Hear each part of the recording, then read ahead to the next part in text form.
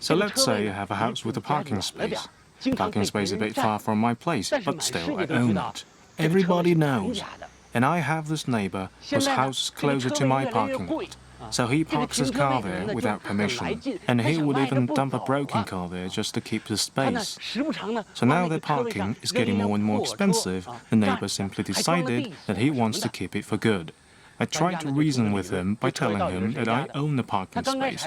At first, he was willing to talk, but as it became clear that there was no arguing over ownership, he just walked away. He went and got the management office involved. But why would the management have a say over ownership? So they set up a trap by asking the office to measure the parking area and say things like whose house is it closer to, who can best put the space to use, blah blah blah. They are creating all this fuss, putting up this grand show in the hope that I would just give up and walk away. How ridiculous is this? 这事儿荒唐吧？但是呢，这世界上还真就有这种事儿。 The Filipino Navy moved to illegally detain a Chinese fishing boat. Innocent fishermen were forced to admit to illegal invasion. Those refused were held at gunpoint, forced to take off their shirts as they stood under the scorching sun. Historically, the Nansha Islands or the Spratly Islands have been Chinese territory. The Chinese first discovered, named, and administered the islands. From over 2,000 years ago, Chinese people have lived and worked on these territories as they fished, planted, traded, paid taxes, maintained order, and recorded the histories of the South China Sea. After the Second World War, according to the Cairo Declaration and the terms of Japanese surrender, the Chinese government recovered territorial control in the South China Sea from foreign invaders. In 1946, ceremonies were held as the Chinese authority on board the Allies' naval fleet formally reclaimed sovereignty over the Xisha and Nansha Islands. In 1948, the Chinese government published a map of the South China Sea with U-shaped line. Since then, numerous maps and books published by countries all over the world clearly marked these territories as Chinese. That was the post-war international consensus. But by 1970s, as international trade boomed, the routes through these oceans gained strategic importance, and substantial oil and gas deposits were also discovered. A few countries came to occupy over 40 Nansha Islands. The Philippines mounted military campaigns to occupy 8 islands and built runways and military facilities there, and even demanded sovereignty over the Huangyan Island or the Scarborough Shoal. Such provocation was how territorial disputes between China and the Philippines came to be. In 1999, the Filipino Navy grounded an old naval ship on the beach of Renai Reef, citing a lack of spare parts as the reason for not being able to move it. But 15 years later, the Filipino Foreign Ministry openly admitted that the grounding of the ship was exactly meant to occupy the reef. In order to maintain a much-needed stable international environment for economic development, China exercised great restraints over such provocation. In 2002, a declaration was signed between China and the 10 ASEAN member countries, including the Philippines, with a commitment to the freedom of navigation and overflight in the region, and all agreed to resolve disputes through direct consultation and peaceful means. But after the United States decided to pivot to Asia in 2009, things changed. The US was to pour 60% of its naval and air force into the region and has made a point to tighten military cooperation with the Philippines. All of these in the name of protecting the freedom of navigation. The irony is, China is the largest trading nation in the world and in history ever. China relies on the freedom of navigation more than anyone. Till this day, no one has pointed to any evidence of China disrupting the freedom of navigation. In 2012, the Filipino Navy detained unarmed Chinese fishermen near the Huangyan Island. They were eventually freed by the Chinese patrol ship.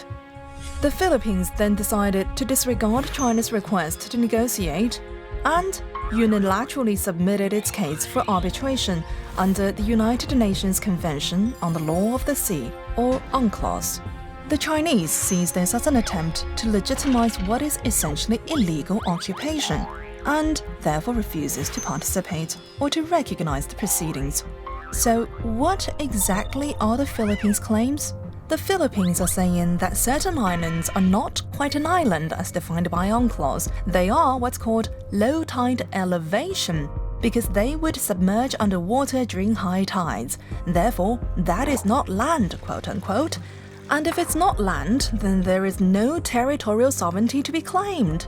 Also, once it's not land, then it's a part of the ocean and thereby belongs to the Philippines, because a country may enjoy up to 200 miles of exclusive economic zone from the baseline of its coast. This is clever. They know that there is no denying of China's historic rights, so they are making this out to be a dispute over the legal definition of land or sea. But it is an attack on sovereignty in disguise. UNCLOS was designed to manage the relationship among sovereign nations' maritime rights. Sovereignty is the basis of it all. Without clarifying sovereignty, be it high tide or low tide, there is simply no basis to argue whether it's an island or not. It would be nothing but a rock, with no standing in the court of international law. In fact, there has never been a case where the definition of a territorial feature was determined while bypassing the question of who owns it. So why would the Philippines need to draw up this elaborate case to put sovereignty dispute in disguise? Because UNCLOS does not have jurisdiction over territorial sovereignty. Respect for sovereignty is the foundation of international law. China has declared in 2006 that it would exclude disputes concerning not just sovereignty, but also maritime delimitation from compulsory arbitration under UNCLOS. In fact, more than 30 countries, including the UK, France and Russia, have made such declarations, and UNCLOS specifically allows for such exemptions. If China had taken part in this arbitration, it would greatly undermine the validity of UNCLOS and set precedents for others to simply bypass the fundamental building block of international law and to challenge sovereignty and to put in jeopardy this hard-earned post-war international order. China sees this arbitration as a typical case of abuse of international law. The truth is, the intention of UNCLOS is to encourage diplomatic talks. It is clearly stated that as long as direct talks are possible, compulsory arbitration is out of the question. China has repeatedly requested a dialogue with the Philippines, but to no avail. The Filipino government claimed that they were unable to resolve the issues through bilateral talks. But a former senior government official recently admitted that this was all a blatant lie. China has always insisted that direct talks are the best ways to resolve international disputes. 50 years ago, China had border disputes with 14 countries, but now 12 of the 14 have been successfully resolved through peaceful negotiations.